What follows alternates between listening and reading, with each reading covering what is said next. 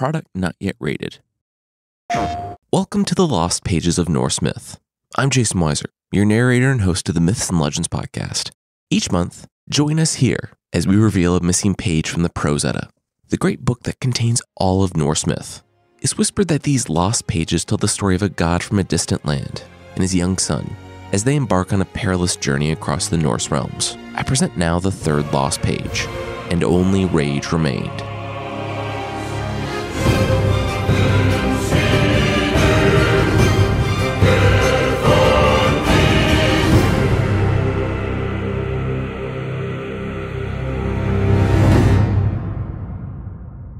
The unanswered cries of his terrified child echoed across the winter woods.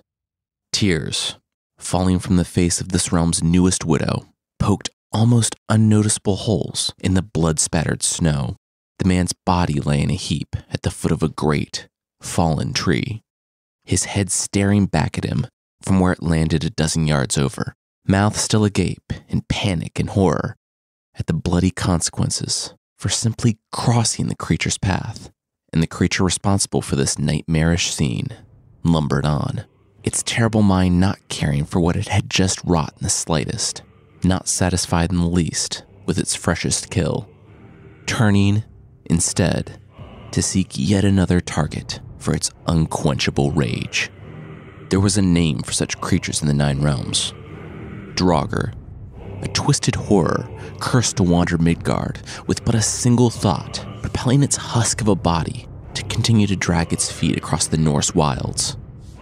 But, like many before him, this Draugr was not born to the violence and anger that it now spread to anyone it encountered.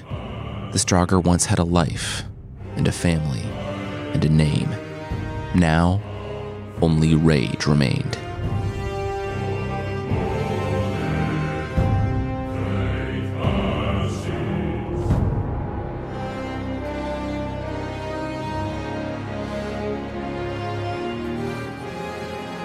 Before the change, the monster had been a man, and he spent his life like most men of his time, fighting for food, refuge, and survival in the Norse wilds.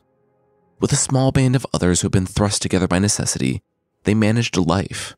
The man attributed it to one simple rule: never yield. No matter how unforgiving the dangers of the woods became, perseverance, through the will of the goddess Freya, was all they needed to make it through. They formed a community. The man had even found love inside his makeshift family and a chance to start a real family of his own. Bringing a baby into such an uncertain world was not easy by any stretch of the imagination, but their small community rallied around the child to help protect and nurture this precious new life. The challenges remained. Thieves and bandits still managed to steal what meager offerings the group had managed to assemble for themselves. Other clans challenged the group's leaders for dominance and tried to break them apart, but their unwillingness to yield to any threat got them through and kept them together. Even faced with uncertain dangers, for a while, times were good. One morning, as the sun illuminated the sky, the shrieks of Odin's ravens on their daily swoop across Midgard woke the man. He roused his loyal group and set off east, through a patch of dark wood near their latest camp. Normally, they would have taken a day's journey around the woods, as heading straight through brought the chance of even more hidden danger. But their drinking horns had already run dry, and scouts had heard the babbling of a brook in the clearing just past the tree. Their thirst would claim them before they made the days-long journey around potential harm. Entering the woods, the man and his warriors kept a sharp look, but the trees were quiet enough that they could hear the babbling brook on the other side. As they continued deeper into the woods, the babbling grew louder. So loud, in fact, it began to seem like laughter. Low, guttural bellows, coming not from the far side of the trees, but from above. The man craned his neck toward the laughter, just as the gang of bandits swiftly descended from their branches. In an instant, they were upon the small group. He had led his clan directly into their trap. The man drew his sword as he faced the largest bandit and growled, "You will not break us." But the bandit was larger, swifter, and more desperate than the man himself. He matched each blow, and the two fought to a standstill. "I will not yield. I will not cease. You cannot win." The man spat through the blood pooling in his mouth. The bandit let out that same slow, low, guttural laugh. But I already have. Look. With a gesture, the Bandit King motioned for the man to turn. He had been so focused on besting the Bandit King that he hadn't seen the dozens more bandits crawling from their hiding places in the trees. They had slain his warriors and captured his women and children. As the pounding heartbeat of the battle softened in his ears, he heard the cries of his wife and child as they struggled against the chains of the bandit horde. All seemed lost, but the man's resolve had seen him through worse. As the pure rage welled inside him like a fortress fire, he turned to deliver the final blow and bellowed, "Never ye—" But he never got the chance. The odds, at last, were too great. The blade from the Bandit King pierced his heart before he took another step.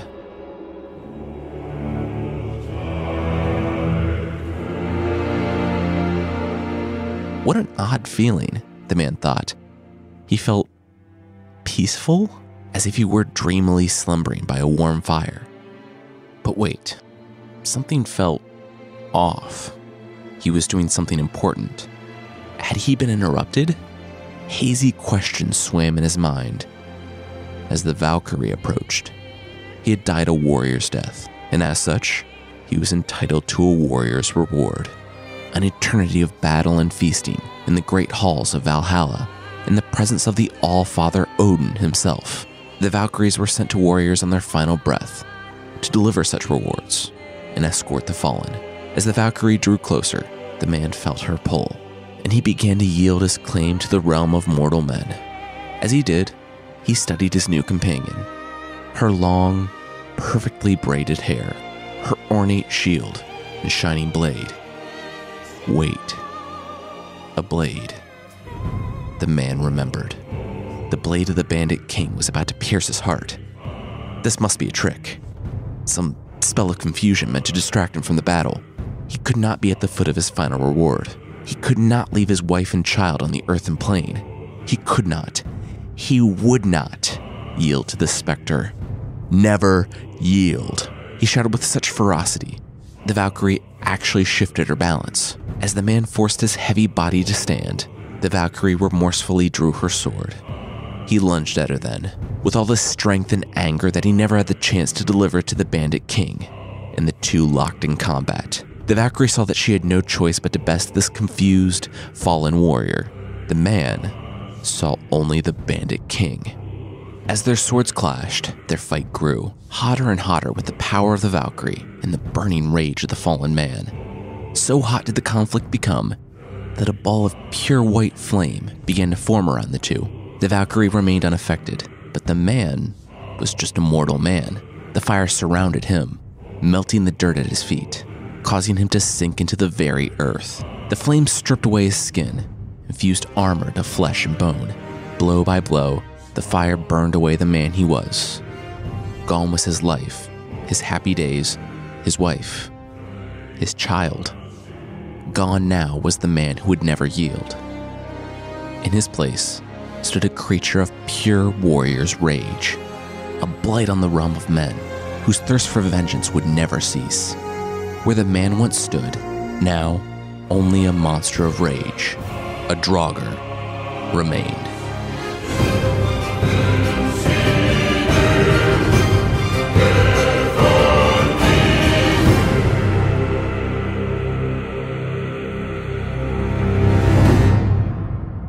The third lost page has been revealed. Witness the origin of the Draugr and other creatures that roam the realms of God of War by following us on Facebook, Instagram, and Twitter. Keep listening now as we delve into how these creatures sprang to life from the minds of the talented Santa Monica studio creators Rafael Grassetti, principal character artist, and Bruno Velasquez, principal animator.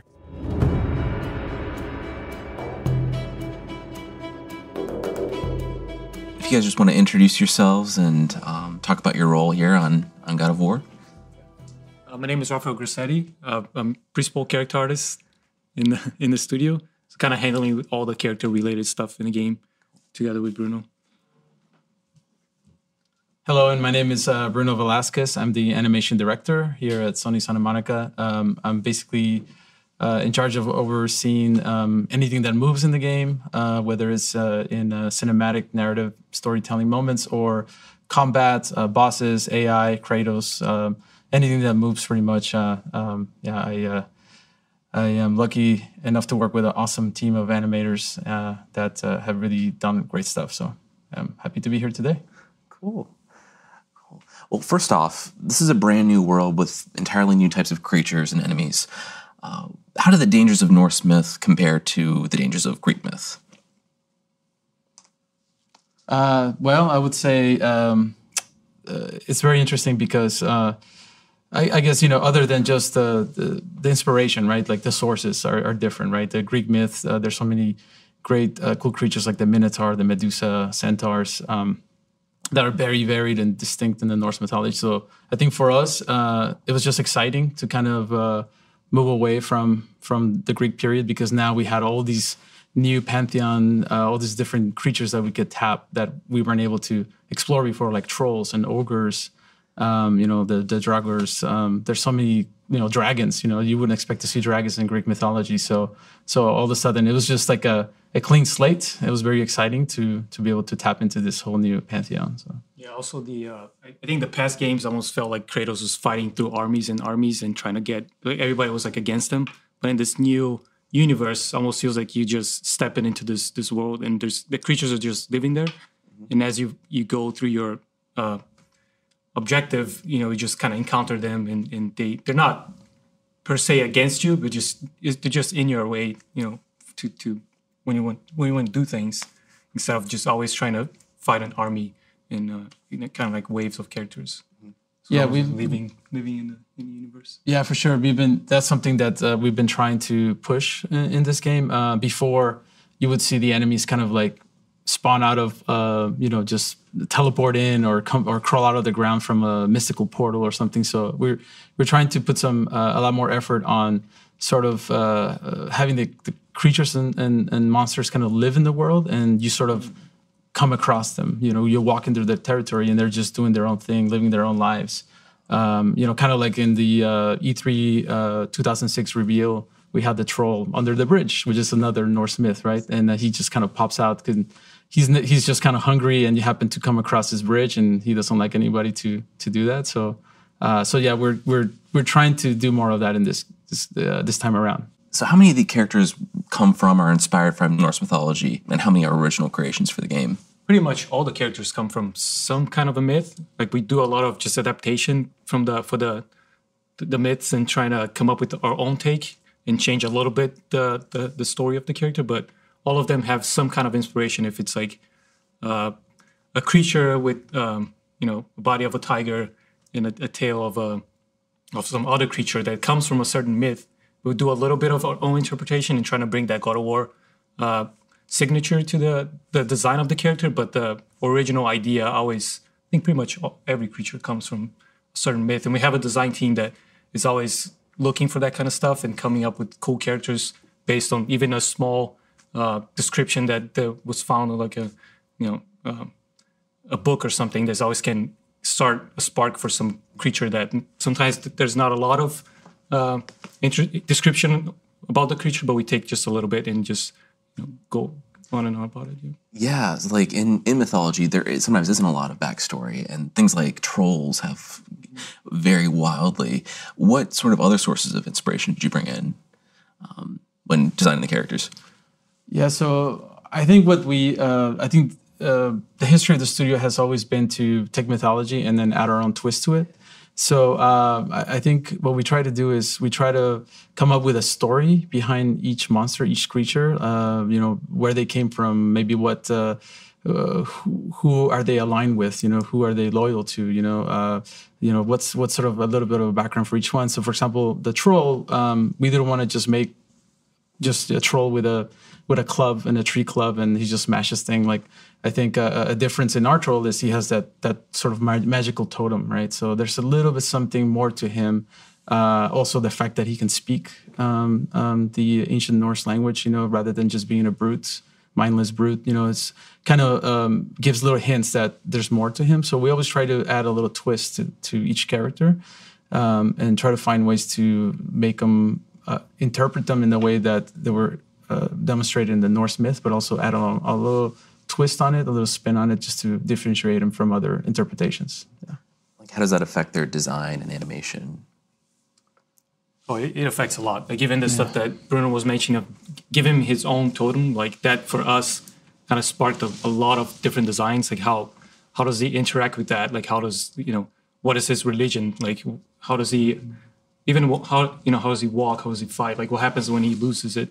Like if the source is coming from that, like how does that affect his skin and how, kind of the reaction of him using that for a long period of time. So even on his back, you can see it's all changed because he's carrying that magic source. Mm-hmm. So a lot of the stuff, it makes it easier for us because then we can just go on and make almost imagine everything that's happening with that character based on just a simple twist. So it just definitely makes it a lot easier just designing a troll that we've seen before. Yeah, even the totem itself, when we first figured out that was going to be the kind of weapon that he was going to use, in animation we were thinking, well, how could we have him wield it a little differently than just some big rock or a tree trunk, right? So what we decided is to add ropes that were strategically tied around the totem. So then that way the troll can grip it in different ways and swing it in different manners. And that would sort of distinguish it, from just being a big giant pillar, right? And also the way that, and then also kind of give you a little backstory that him just taking the time to wrap up these ropes around it is there's more thought behind it, right? Other than just that also started a different conversation because then we started placing, and you might encounter a lot of these totems in the game, but not with the trolls. Like before, they would take them and use them as their weapon. And then we start putting a lot of, as if people would come and also pray to those totems. And there's a lot of, we're trying to develop this whole religion around this certain object. So I think one idea kind of sparks another one and just kind of people just build upon that. Yeah. And that's how the unique stuff kind of gets built. Yeah. And any way you can tie it back to the environment, I think that's a big win, right? So that way it's not just a character that's randomly placed in the room and you just walk in and you fight him. What is the reason why this guy's even in there, right? Yeah, that was something that perhaps we didn't answer very well in the previous games, but now we're trying to answer that a little better. As players travel to the different realms and different places, they'll encounter different sets of creatures. How do the environments these creatures live in help inform what they look like, and act like, and fight like? That's a funny thing because as an artist, we always look for those type of things and make it feel cohesive. But because the game is big and any encounter can happen anywhere, it's hard for us to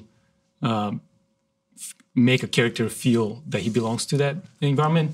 With that said, we go a long ways to try to make sense of what they belong to where they are. And we have a bunch of systems that allows us to, if they're living in a snow environment, that we put snow on them, or if they're coming from a mud pit, that we have mud building up on them, and that helps make them feel like they've been there for quite some time. We also have different realms, so different creatures.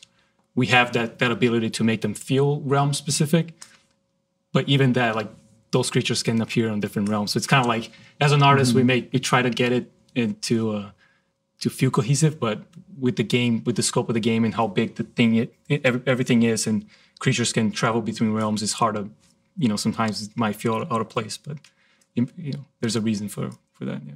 Yeah, it's always a challenge because let's say combat determines that the wolf is their quick character, right? Like the fast character, and gives you a type of feedback in the combat for the player, right? Type of experience. Well, they might want to place that wolf in a certain situation that maybe the environment doesn't fit. So it's always a balance of how are we going to place these enemies that makes it feel cohesive, but also take into account the gameplay, right? The feedback and the combat loop, right? You're going to need to place certain types of enemies in certain places to make a fight harder or more fun, or give you a different type of mood, right? So it's always that challenge to balance the character placement in the environment. Going back to the process of creating these creatures, when you begin the concept art process for different characters, what pieces do you look to for inspiration for the characters in the world? Well, there's a lot of just environment, like you said. Usually when you get even different realms or a design idea for a creature, it comes with inspirations from the things that they like. So it could be a different game or real references. Then we just kind of on the concept side, we just kind of go wide, and then we start funneling. Once we start, Corey likes something, or design or different directors kind of like some ideas. Usually those wide ideas is more of it's challenging because we have to bring it down to what the game is, like what the fit on the Norse universe. And for us to be able to do that, usually we start bringing more of the historical references.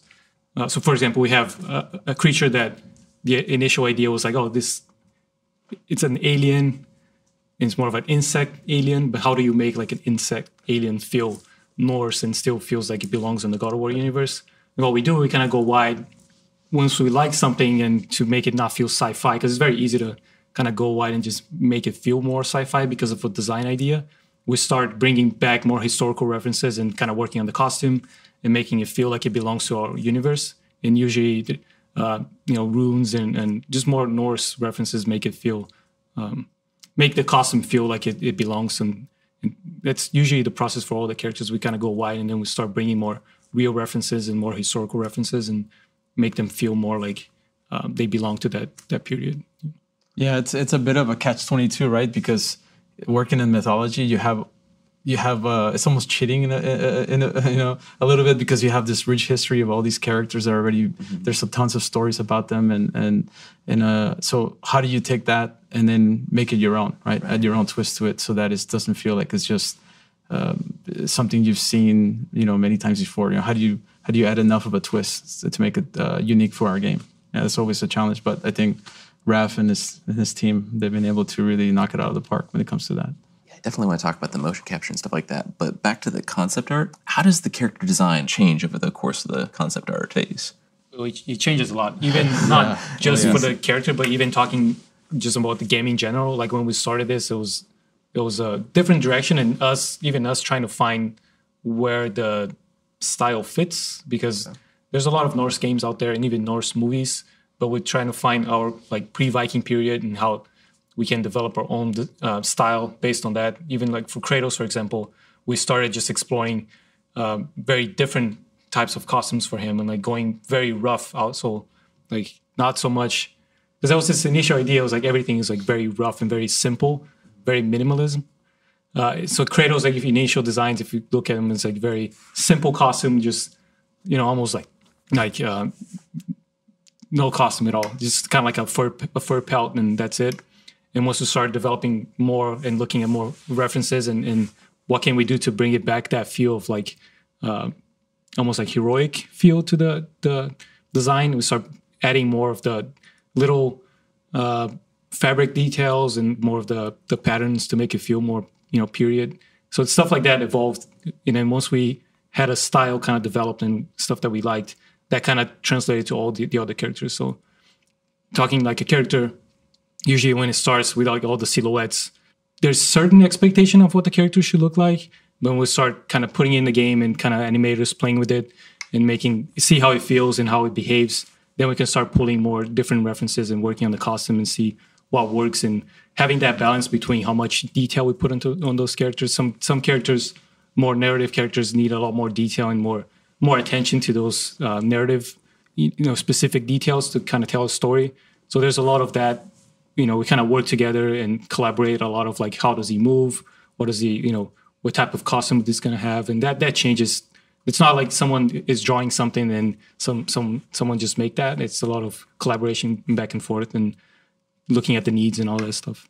Yeah, one of the coolest moments in the project was when the concept art team released the lineup of the entire cast. So they just put it all in one image, right? And it's still my desktop up to this day, because basically this is the time where you got to see all the work that each individual artist put into each one of these characters, but all together, see how they relate to each other, what their silhouettes are, what weapons they wield, what costumes they wear. And I think like that is the key, like Rav was saying, like how they connect to each other and how they complement each other and what roles they serve in the game.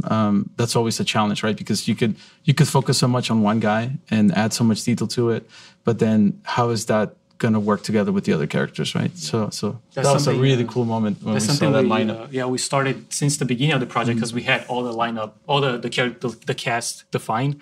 So we did a very silhouetted lineup from the beginning, just so when we start working on those characters, we can see that they're completely different from each other. Different classes have, different silhouette from the start, even without any details or any specific costume or anything. And then as we move, forward within the project, we were just updating that until that day when we had all the casts updated, so we can look at, and it was pretty cool. Yeah. And that kind of stuff usually gets the team so excited, right? When they see it, they're like, okay, when can we animate this? When will we start modeling this, right? So it was a really cool moment. What's the next step after silhouettes? So after silhouettes, we start just blocking it out in the game. So we do a couple, we call gray meshes. It's a very simple mesh that we send it to the tech team and then put a rig on it so they can move the characters. And then that goes to animation so they can start playing with poses in the game and trying to replicate some of the feel that we had on the quick sketches into the game. And then usually after that, we have a scale review. So then we get the directors and look at the enemy into the game so we can kind of pick his scale, something that feels good when Kratos is fighting it. Because usually when we lock the scale and animators go wide on it, it's very hard for us to change, the scale of the character. So after that's locked. That scale review, man, it's such a interesting meeting because you have all the artists, you have everybody there staring at. So what we do is we have the animators post out the character in like 30 to 40 different poses. So they're like this whole, you load up this level where Kratos can run around this essentially museum of poses, right, for this character. So it's like in all these statue-like poses, but very dynamic poses. We think about like the base pose, like the idle pose, the running pose, the jumping pose. Everything that the character is going to do is sort of represented. But that day is pretty tough because you have a lot of eyes on this, and we're tweaking the scale, like real time. We'll like, okay, add, 0.2 and 0.5, and there's all these debates, like combat is there, RAF is there, all the representatives from all the departments are there, and there's always this like uneasy debate of like, oh man, I want it to be this big and I want it to be that big. Usually art in animation is like bigger, but then the design is usually smaller, because if you make it big, it's hard. It's even harder for us to make it work. It's God of War, so we want big characters, and so we ended up a lot of rough decisions. Like some characters are huge, and it's still tough to this day to make it feel nice, and so it's fun. He walks through the challenges of adapting 2D concept art to 3D models. There's a lot of challenges. I think the biggest one is more like working in the game with this quality and just trying to push the quality. There's always the balance between how much detail you put into certain designs. Because we have no camera cut in this game, all the characters need to work for gameplay purposes and cinematics at the same time.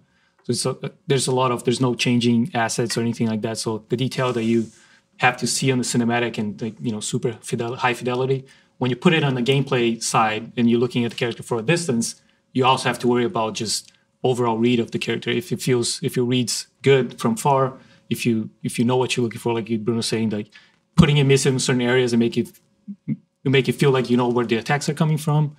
So there's this big balance between when you translate a 2D design to the game, like how do we usually change a lot of things and how do we balance those out? Because you only know when you're playing the game. So there's a lot of, you do a first pass and you get it in from the concept, but once you start playing the game, there's a lot of just back and forth and changing things on the fly and going back and looking at cinematics. Usually you look at a cinematic halfway through the game and the character doesn't look good there. So you start making changes because of that cinematic, and then that affects, the game in overall.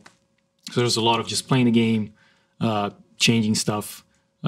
Or the concept team here is amazing. So the concepts are very, very, very good. So we have a lot to work from. Pipeline-wise, we just use a lot of ZBrush and Photoshop, and use ZBrushes to do the high fidelity sculpts, and then we translate that into using Maya to the game and do our textures in Photoshop and all that. But yeah, there's just a lot of challenges when you get it into the game and how gameplay and cinematics and lighting and all that plays together.